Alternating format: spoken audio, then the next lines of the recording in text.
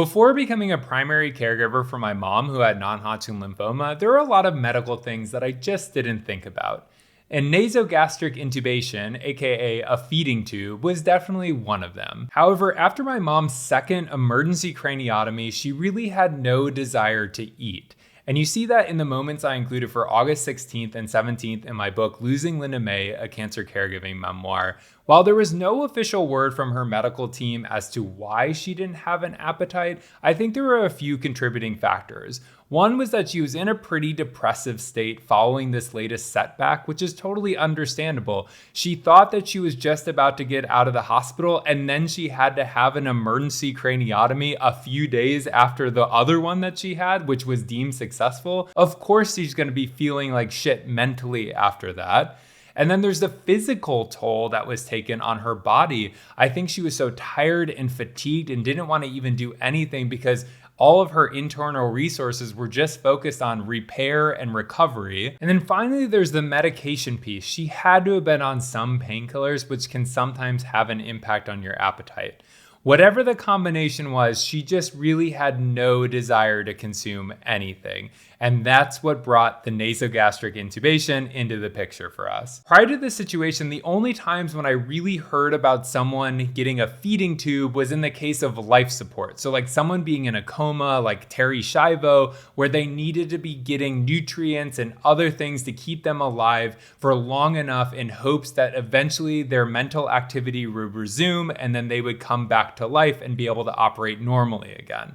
I never understood it in the context of someone who was recovering from a procedure like my mom who just didn't want to or couldn't eat, and they needed that extra source of nutrition to make sure their body had enough fuel to keep recovering. For this reason, the feeding tube just felt like such a scary methodology because I was associating with life or death. I also just had no awareness of how it actually worked. I, of course, just thought it was a tube that went down your throat because that made the most logical sense to me.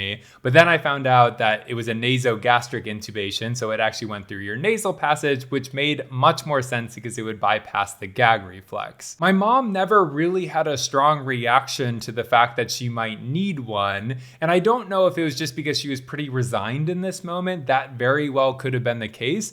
But even Dr. A was trying to encourage her to eat to prevent her from needing one, but she didn't listen. Nothing moved the needle. She just kind of accepted the fact that she was going to have a feeding tube. I cut a moment from the book where they actually came in to talk to my mom about the placement and then were getting her ready. They also asked her if she was familiar with lidocaine, which is what they were going to use to numb the nasal passage to get in the intubation.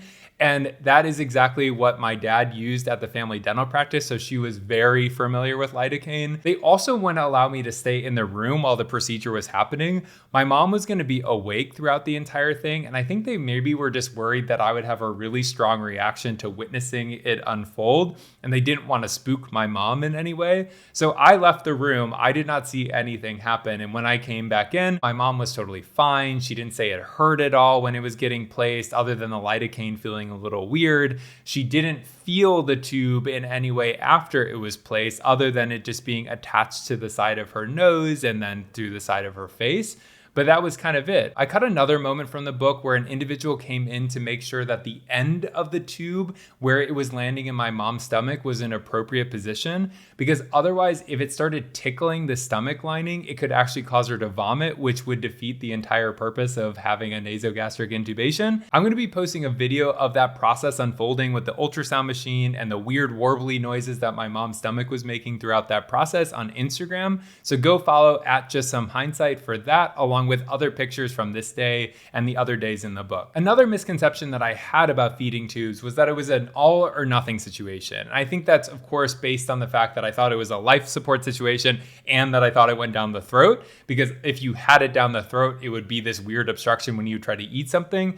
But no, because it's through the nasal passage, you have nothing blocking your mouth from just eating things normally. They actually encourage you to be eating as much as possible when you have a feeding tube, because that is your pathway to to ultimately having it removed. They can just adjust the rate of the goop you're receiving based on how much you're eating and drinking that day and how much nutrients you need. Needless to say, this entire experience really shifted my perception on feeding tubes and their utility. I now don't see them as this boogeyman in any way. They are just an additive tool sometimes when someone is not in a coma, when they're just recovering from a procedure like my mom, to make sure that they get the adequate nutrients that they need. The next video I'll be releasing will be on August 18th, and I'll be talking about how discouragement can really impact you while going through a medical crisis. So hit subscribe, leave any questions in the comments. The link to my book is in the description, and I will see you all on the 18th.